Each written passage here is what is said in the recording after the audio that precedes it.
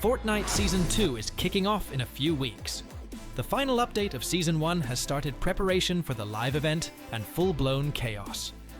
Make sure to stick around till the end to find out what the new season teasers are hiding and when the final event is happening. The Dark Voyager is already reassembling the 0 point, and he has officially entered an active phase. A couple of weeks ago, he bailed from the island right above the lethal lab, and nobody had a clue where he went. However, he recently made a spectacular comeback, and he didn't return empty-handed. He dragged whole 0 point fragments back with him from other realities. How many? Quite a few. After all, his goal is massive, the complete restoration of the 0 point. That is exactly why he wrestled control of the lab away from Jones and Hope, and that was just the beginning. So now, we are going to answer the big questions. Why does the Dark Voyager want the 0 point? What is he hiding from the last reality? And why isn't he your typical villain? If for some weird reason you still believe the Voyager was a peaceful guy, well, aside from that battle bus he shot down, then I have some bad news for you. This guy clearly didn't fly in to make friends. Data miners found textures in the game files showing his shuttle with an activated capture system, plus a map icon that hints the ship will be snatching up loopers with a gravity beam. It looks like the Dark Voyager will flip the switch to hunting mode. His ship is going to patrol the island, fishing for loopers with that beam. It is basically a moving boss fight on the map. There is a chance Epic might actually let us steer this contraption and hunt down noobs ourselves. Since they introduced the mechanic to become a boss in Chapter 7, we might get to pilot the ship. The key is pretending to be the Voyager ourselves. Before you do that, of course, the best move is to enter my creator code in the item shop. Drop in, punch in the code, and go catch some noobs in your space sphere. While we are busy doing the dirty work of catching loopers, Cubehead is going to be engaging in some natural aura farming. He will just float there in a victory pose, piecing the 0 point shards back together.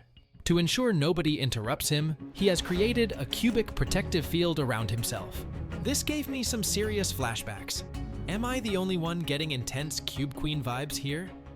A cubic force field, opening circular rifts, all the activity around the 0 point, it is exactly her signature style. Long story short, either the Dark Voyager went to the same villain school as the Cube Queen, or he is a superior version of her. In any case, we can't stop the Voyager right now. I'm not the only one thinking this. Hope and Jones agree. They are saying they aren't ready to rush into a fight just yet. Either the world-saving team is totally burnt out after the battle with Dr. Doom, or the Voyager is way more dangerous than any of us realize. However, loopers still have an ace up their sleeve, or rather, 4 of them. One, of course, is subscribing to my second channel to stay updated on all the latest events. That way, you will be ready to battle Cubehead, and you can find the link in the description.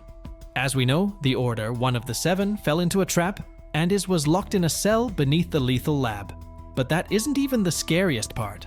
For some reason, the Dark Voyager is studying her DNA. Why does a space alien need genes from the 7? Maybe it isn't about the 7 at all, but rather that the Imagined and the Order were genetically enhanced by none other than Geno. Simply put, that is a Chekhov's gun waiting to go off. It is just a matter of time. From the Order's logs, it became clear that she and Jones wanted to summon the remaining members of the 7 to the island, but Cubehead beat them to it. I am almost certain Jones and Hope are currently figuring out how to rescue her and bring back the 7. It seems we won't have to wait long because everything points to the season's final update being dedicated to the return of the 7, or rather, 3 of them. The Foundation and the Visitor have already been updated in the files, so it is quite possible their meteor pods will crash land on the island as early as February. Personally, I wish they would draw this process out. You know, like in Chapter 1 Season 3, where we spent weeks watching the alien meteor slowly get closer to the island. Now that was intriguing. Most likely, the Visitor and the Foundation NPCs will just randomly spawn on the map one day. So, the Dark Voyager is restoring the 0 point. But why? Sure, it is the heart of the multiverse, infinite energy, the nexus of all realities, and all that.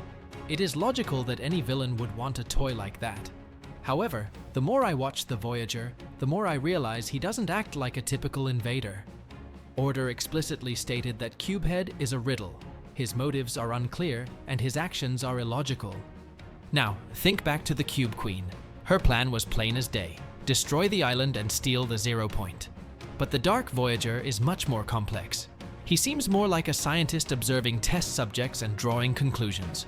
Here is my main theory. Yes, he is 100% from the last reality, but that doesn't mean he is working in their best interests. As I understand it, the last reality isn't a unified army with a clear chain of command. It is more like a collection of powerful entities, each looking out for themselves. So it is quite possible the Dark Voyager isn't a pawn like we initially thought, but an independent player. He is someone using the last reality for his own goals. He isn't restoring the 0 point to hand it over to someone else. He needs it for himself, for something we can't even guess yet. Maybe he wants to rewrite reality, create a new one, or bring back something he lost a long time ago. There are tons of possibilities, so drop your theories in the comments. This uncertainty is exactly what makes the Dark Voyager such an interesting antagonist. Judging by the speed at which he is collecting fragments, we won't be waiting long for answers. However, there likely won't be a grandiose finale with a massive live event. Data miners haven't found any files pointing to a big event at the end of this season, so here is my prediction. Cubehead will succeed in reassembling the 0 point. He will even activate it. Everything will go according to plan, but only up to a certain point. I am almost certain something will go wrong. Come on, this is Fortnite. Can you recall a single plan where we didn't have to deal with the messy consequences afterward? Neither can I. Maybe the 7 will intervene, maybe the 0 point will spring a surprise, maybe the Dark Voyager won't be able to handle the energy, or maybe the last reality flagship will appear in the sky and say, "Thanks for the work, bro, now move over." Basically, there are plenty of scenarios, but we're finally getting close to the truth. The final update is here, our last run before Season 2, and it promises to be huge for the lore. This is the patch where the 7 are supposed to return.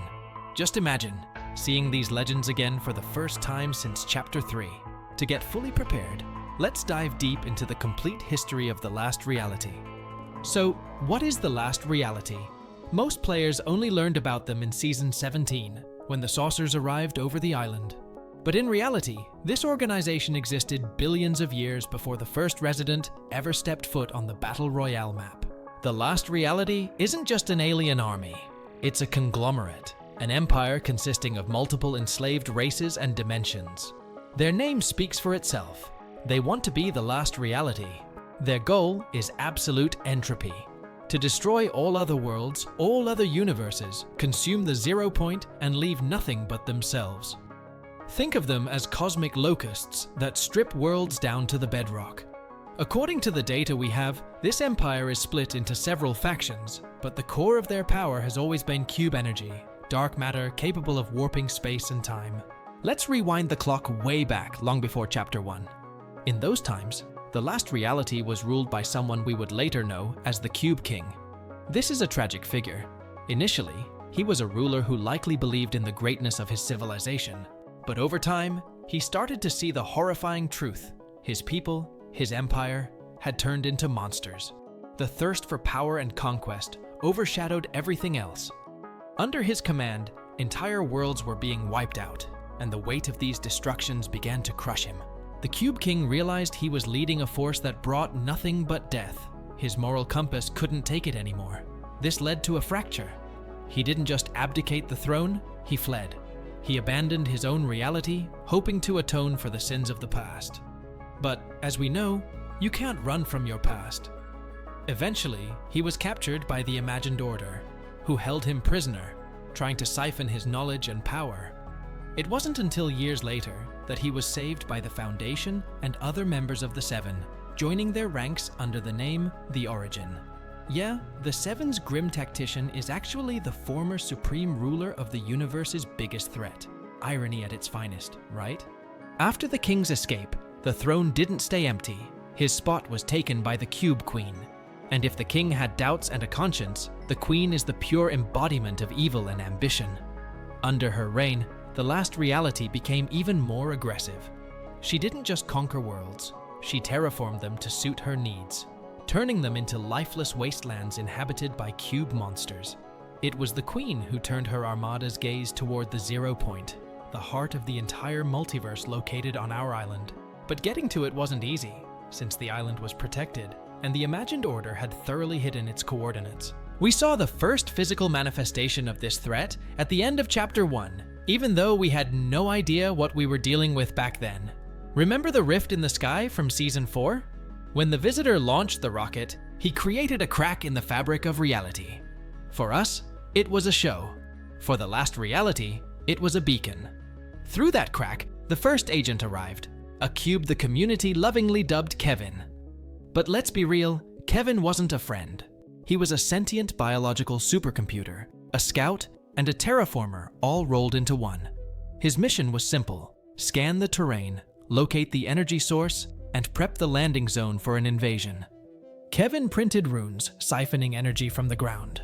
He tried to open a portal to summon his masters. Those monsters we saw during Fortnitemares weren't just zombies.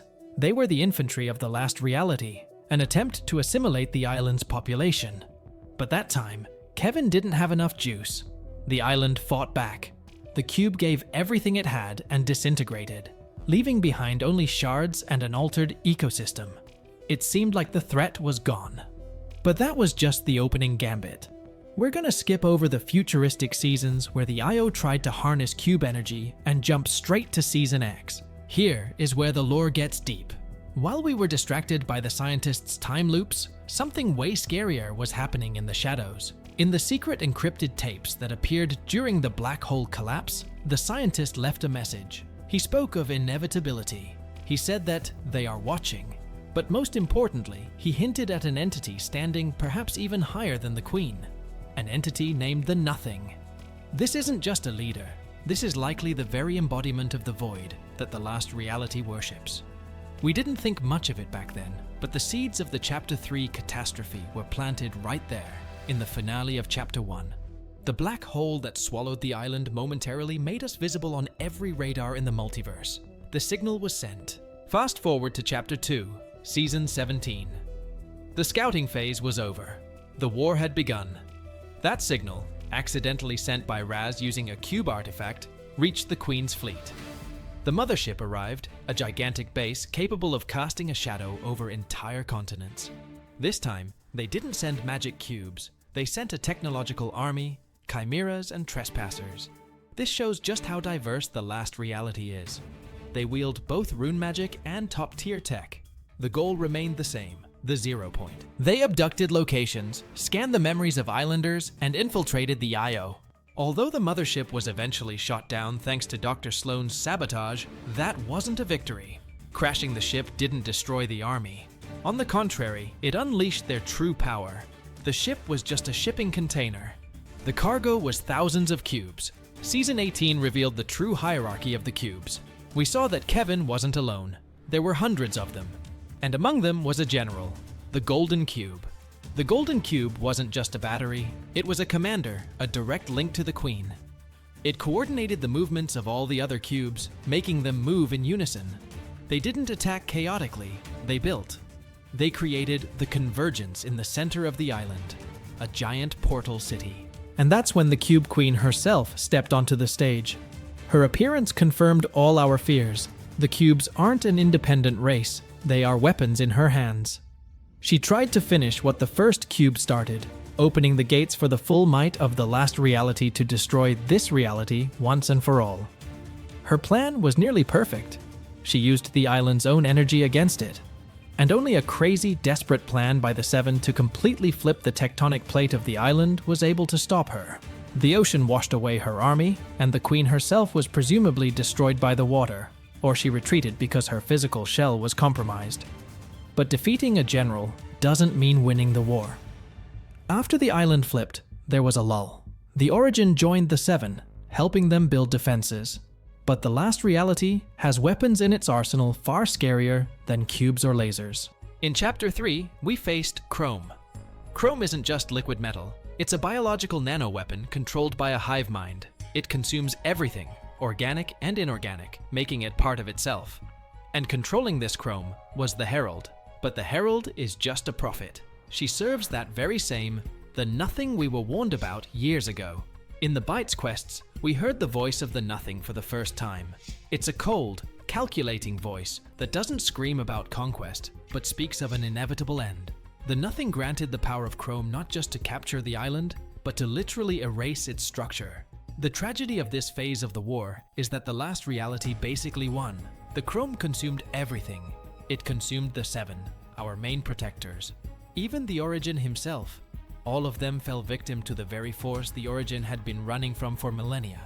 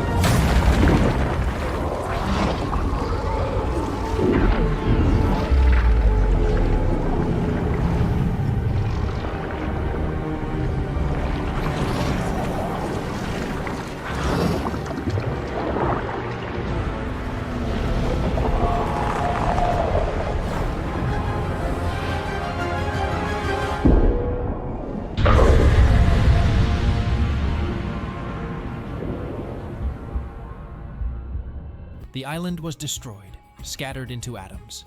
It was only thanks to the Paradigm and Zero fusion that we managed to piece together a new world from the shards of different realities.